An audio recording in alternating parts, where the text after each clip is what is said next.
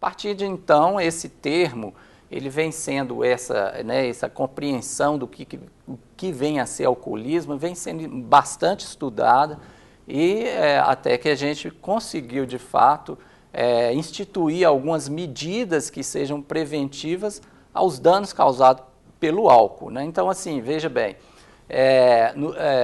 o álcool sempre existiu, mas após mesmo, antigamente, assim, a concentração alcoólica nas bebidas eram muito baixas e não se tinha muito assim problemas advindos do consumo. A partir do momento que houve a Revolução Industrial, o homem desenvolveu outras técnicas, inclusive técnicas de produção, né, a técnica de fermentação, de destilação, aliás. Nós tínhamos bebidas fermentadas, então nós passamos a ter as bebidas destiladas com mais teor e concentração de álcool. Então, a partir daí, com a aglomeração, né, da população e a maior produção dessas substâncias, né, os médicos e, enfim, os profissionais de saúde passaram a observar as consequências danosas. Então, foi daí que a Organização Mundial de Saúde começou a implementar, então, medidas e políticas preventivas em relação ao consumo de álcool. Quando o senhor fala de implementar, eu vejo que quando é feita uma pesquisa é para criar política pública.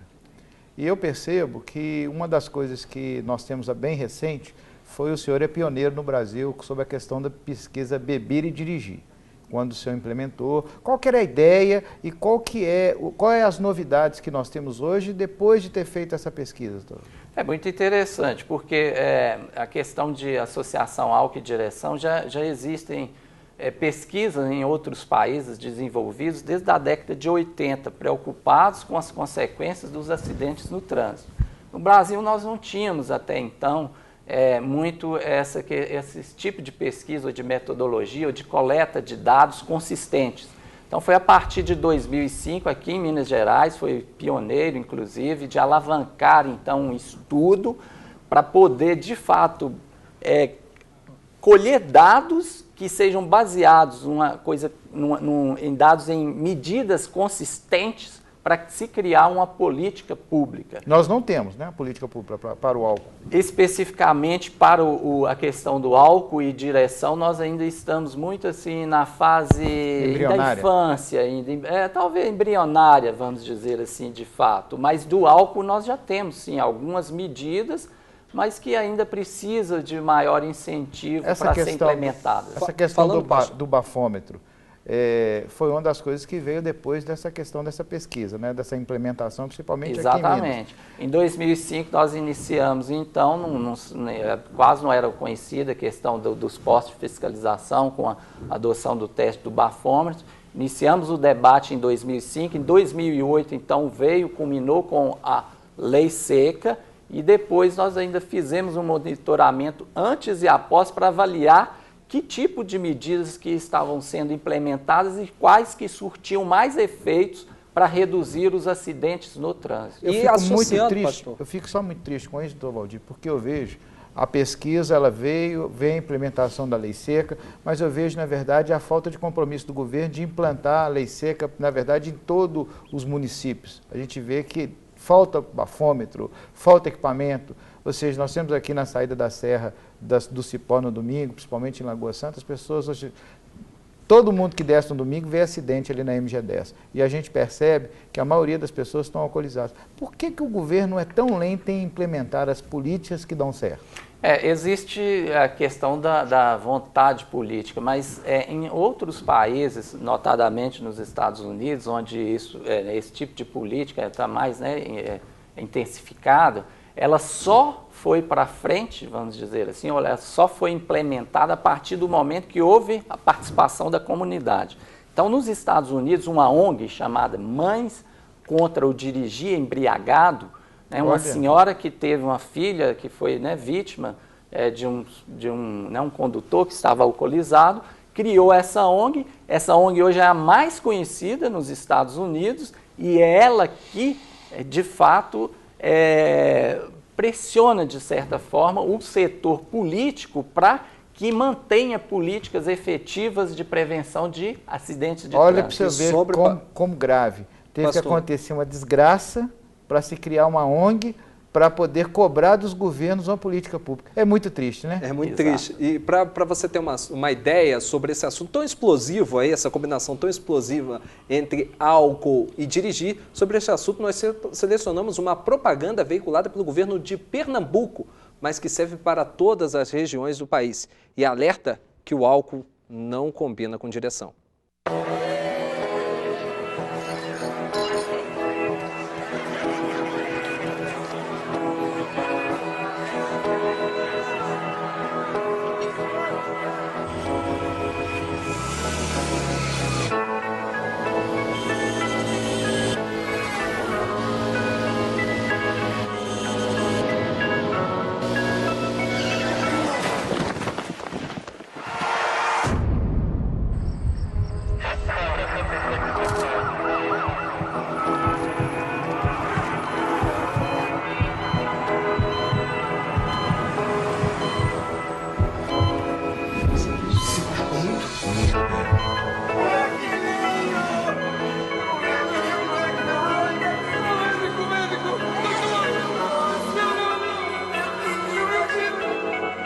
Motociclista, não beba e pilote. Não faça a sua família sofrer.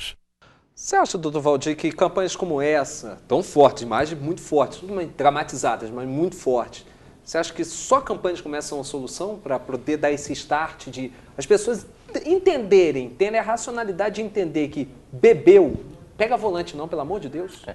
São medidas importantes, né, mas não são as únicas. De fato, uma das medidas que surtem mais efeito na questão de álcool e direção seria, de fato, a perda da licença para dirigir. É punir mesmo, infelizmente. E que fosse numa velocidade, numa rapidez que essa medida fosse implementada. E outra seria o que está sendo colocado pelo governo do Estado, inclusive, que é a fiscalização com postos de checagem da sobriedade e a adoção do uso do bafômetro.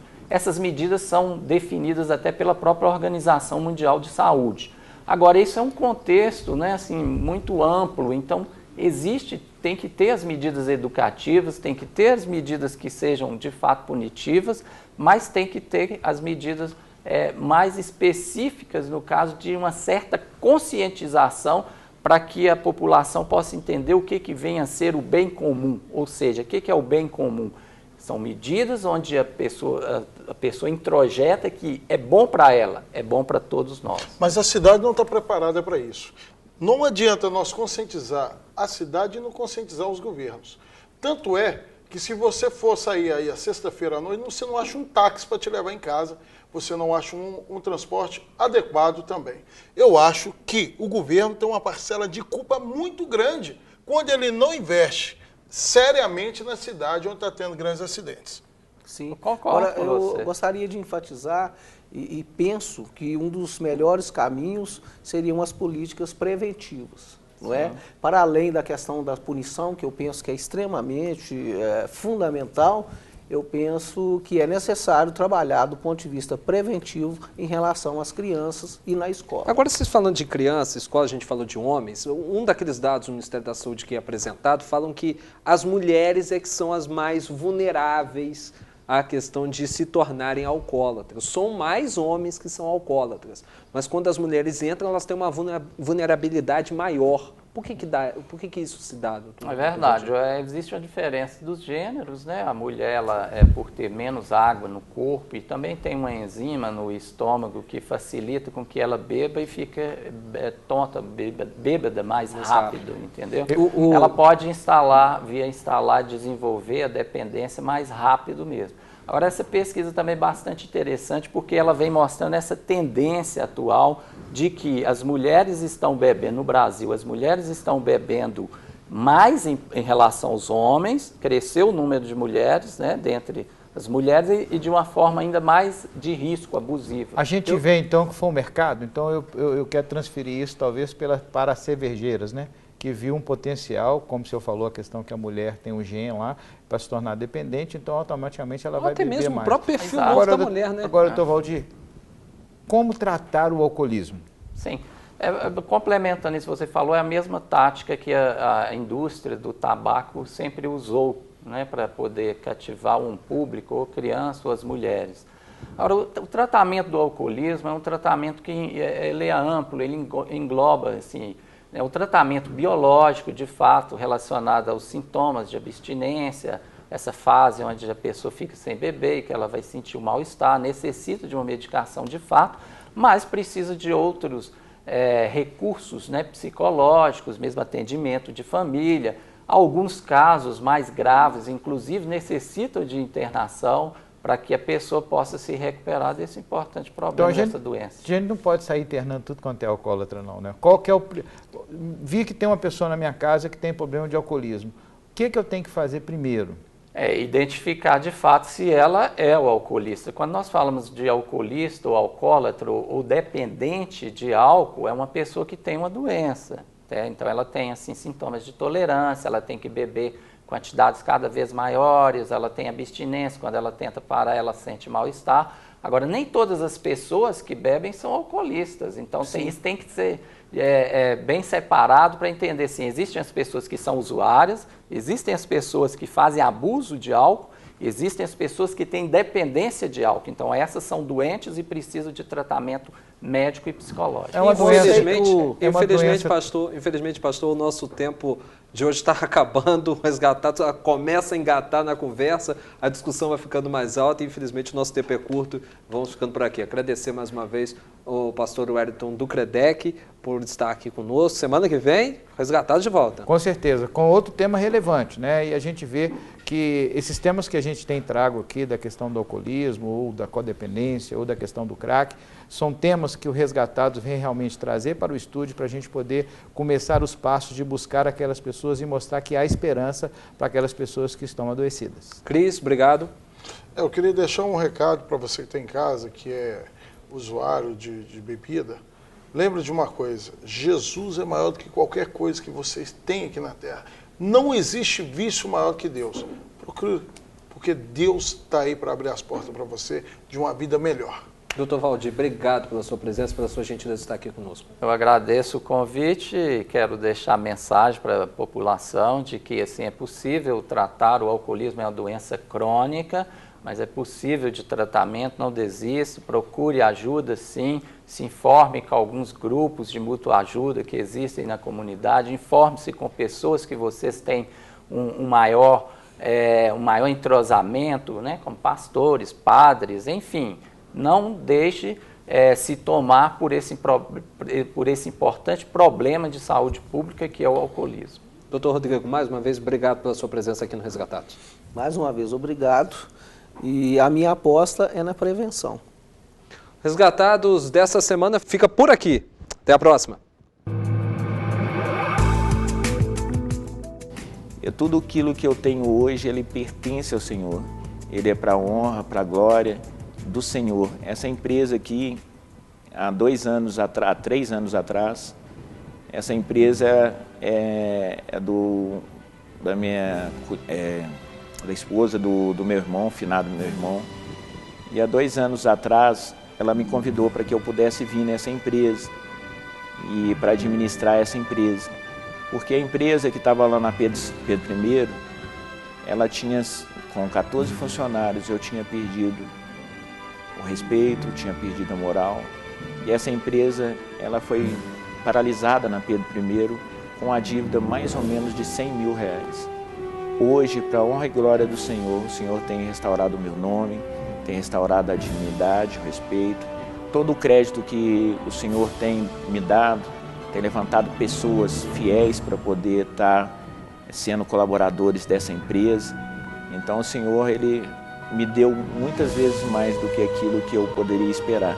Eu estou nessa empresa aqui como um servo, um administrador do Senhor, e o Senhor me deu uma empresa maior do que a que eu tinha na época.